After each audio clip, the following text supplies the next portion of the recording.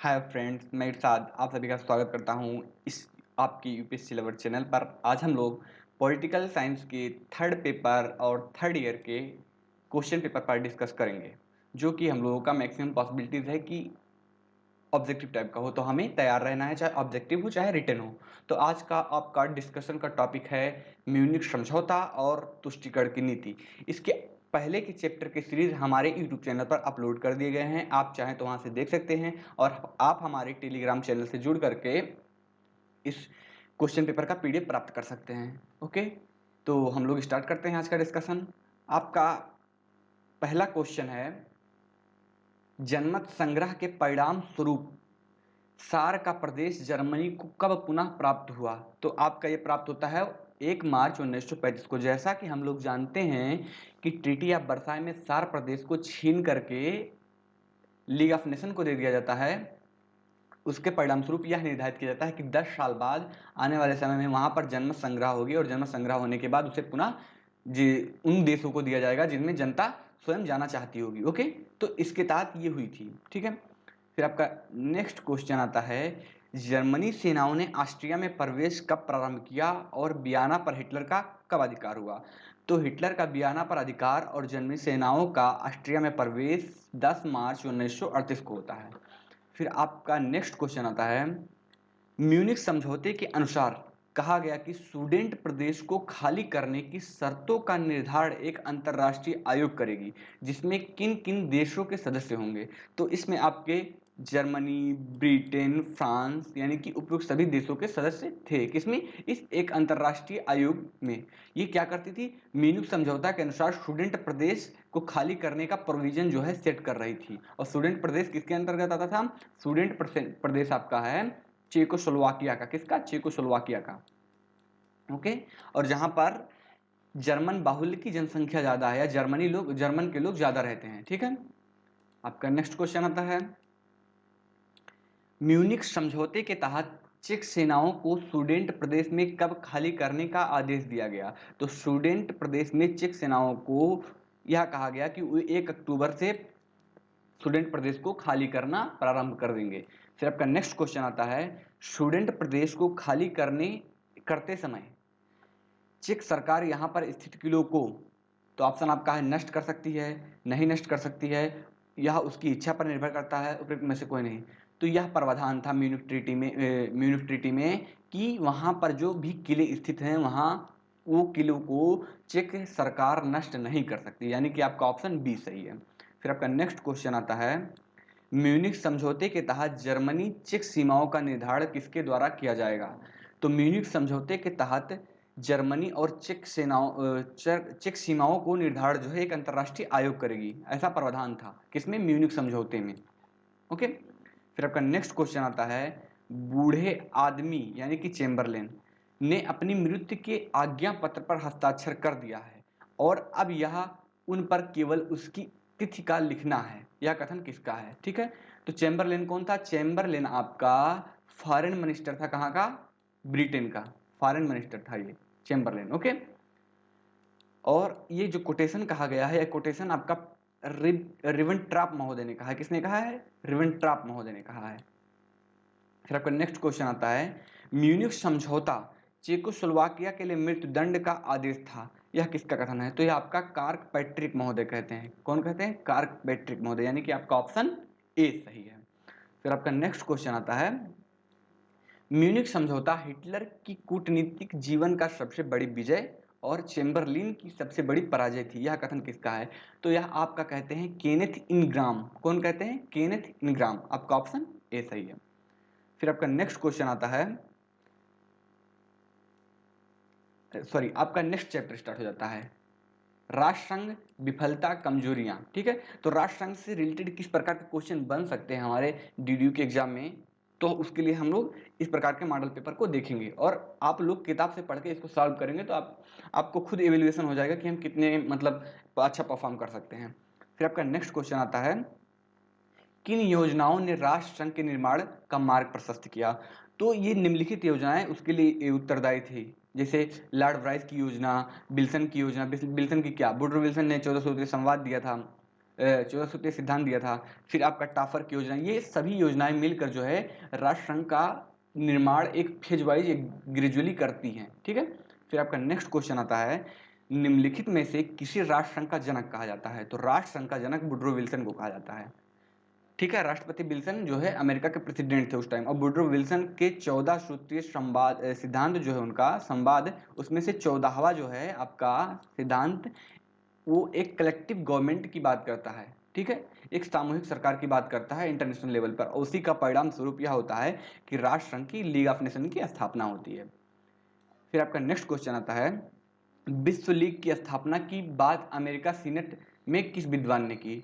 तो America senate में यह बात करने वाला विल्सन ही था। ठीक है, फिर आपका नेक्स्ट क्वेश्चन आता है, राष्ट्रपति विल्सन द्वारा 14 सूत्रीय संवाद कब विश्व के सामने रखा गया था? ठीक है, तो आपका 1 जून 1919 को रखा गया था। फिर आपका नेक्स्ट क्वेश्चन आता है, पेरिस के शांति सम्मेलन में राष्ट्रसंघ के संविधान को तैयार करने के लिए विल्सन की अध्यक्षता में कितने सदस्यों के एक आयोग की स्थापना की गई थी? तो वहां पर एक आयोग की स्थापना की गई थी ताकि राष्ट्रसंघ के संविधान को बनाया जा सके, उस पर विचार विमर्श किया जा सके, और राष्ट्रसंघ के ये जो संविधान का समिति का जो अध्यक्ष था वह वुडरो विल्सन था आपका, जो कि अमेरिका का प्रेसिडेंट था। फिर उसमें जो है 19 अन्य सदस्य थे, यानी कि आपका ऑप्शन ए सही है। फिर आपका नेक्स्ट क्वेश्चन आता है, पर संविदा के अनुसार राष्ट्रसंघ के प्रधान उद्देश्य क्या थे?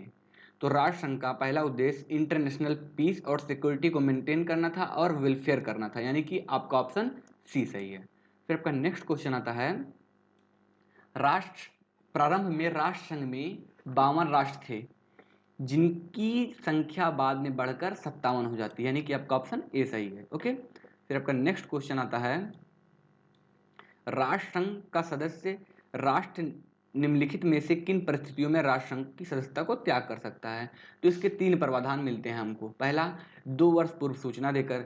तीसरा, किसी संशोधन से असंतुष्ट होकर। चौथा, यदि कोई सदस्य राष्ट्र उत्तरदायित्व निभाने में असमर्थ है तो सर्वसम्मति से उसे निकाल दिया जाता है, यानी कि आपका ऑप्शन डी सही है। ये उपयुक्त सभी सही है। फिर आपका नेक्स्ट क्वेश्चन आता है, किस देश ने राष्ट्रसंघ को एक कूट अंतरराष्ट्रीय निकाय बताया है? तो सोवियत संघ ने बताया। और यहाँ पर हम आपको एक इंपॉर्टेंट पॉइंट बता दें कि सोवियत संघ जो है लीग ऑफ नेशंस का सदस्य नहीं था। ओके, फिर आपका नेक्स्ट क्वेश्चन आता है, निम्नलिखित में से राष्ट्रसंघ का अंग कौन नहीं था? तो राष्ट्रसंघ का अंग आपका न्याय परिषद नहीं था। आपका वहां पर सभा मिलती है, परिषद मिलता है और सचिवालय मिलता है, लेकिन न्याय परिषद तब अस्तित्व में नहीं थी। आपका नेक्स्ट क्वेश्चन आता है, सभा में राष्ट्रसंघ का एक सदस्य अपने यहाँ से कितने प्रतिनिधियों को भेज सकता है? तो उस समय जो लीग ऑफ नेशन था उसमें से जो भी राष्ट्रसंघ के सदस्य थे वो अब सभा में 3 सदस्यों को भेज सकते थे। कितने सदस्यों को? 3 सदस्यों को भेज सकते थे मैक्सिमम। और राष्ट्रसंघ के सभा में शामिल सदस्य राष्ट्रों को कितने वोट देने का अधिकार था? तो उनको एक ही वोट देने का अधिकार था। कितना? एक ही। चाहे 3 लोग भेजे चाहे 5 लोग, आज 5 लोगों को भेजा जाता है लेकिन वोट देने का अधिकार एक ही है आज भी।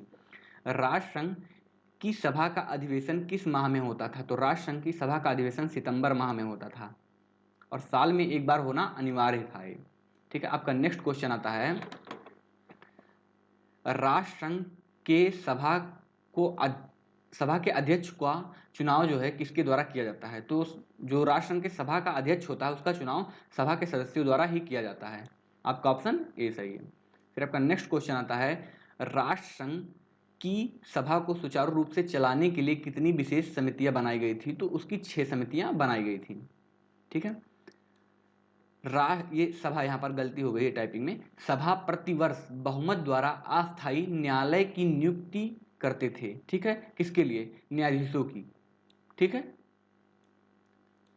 राष्ट्रसंघ के सभा में कितने अध्यक्ष और उपाध्यक्ष थे? तो राष्ट्रसंघ में एक अध्यक्ष होता था और 6 उपाध्यक्ष होता था, और यही 6 उपाध्यक्ष जो अन्य सहायक समितियां हुआ करती थी, समितियों के अध्यक्ष होते थे और ये राष्ट्रसंघ के उपाध्यक्ष होते थे। ओके, फिर आपका नेक्स्ट क्वेश्चन आता है, प्रारंभ में राष्ट्रसंघ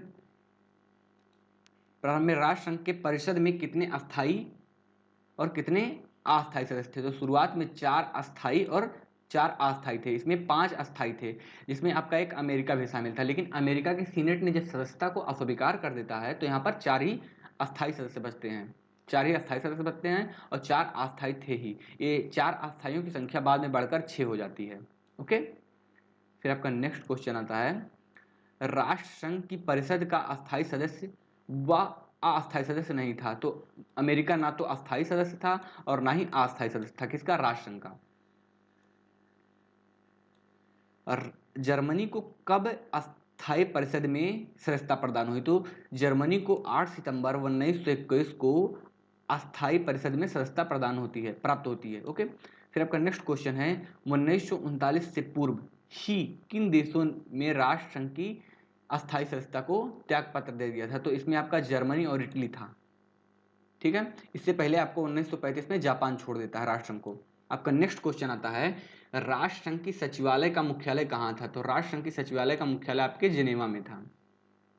आपका नेक्स्ट क्वेश्चन है, राष्ट्र संघ की विफलता के लिए निम्नलिखित में से कौन से उत्तरदायी कारण थे? तो राष्ट्र संघ की विफलता के लिए उसका संवैधानिक रूप से वीक होना, स्ट्रक्चरल वीकनेस और अमेरिका जैसे महाशक्ति का असहयोग होना, यानी कि आपका ऑप्शन डी सही है। ये सभी कारण उत्तरदायी थे behind the decline of the league of Nations. Okay, फिर आपका नेक्स्ट क्वेश्चन आता है, क्या सोवियत संघ राष्ट्र संघ का सदस्य नहीं था? तो जैसा कि हमने पहले ही बता चुके हैं ऊपर कि सोवियत संघ जो था वो राष्ट्र संघ का सदस्य नहीं था। ओके, आज के लिए इतना ही और मिलते हैं फिर नेक्स्ट क्लास में नेक्स्ट टॉपिक के साथ। और आप लोगों से रिक्वेस्ट है कि आप मैक्सिमम क्लासमेट तक शेयर करें ताकि सबका भला हो सके और आप फीडबैक भी दें जो चीज़ें समझ में ना आए। आज के लिए इतना ही, धन्यवाद, मिलते हैं नेक्स्ट वीडियो में। ओके।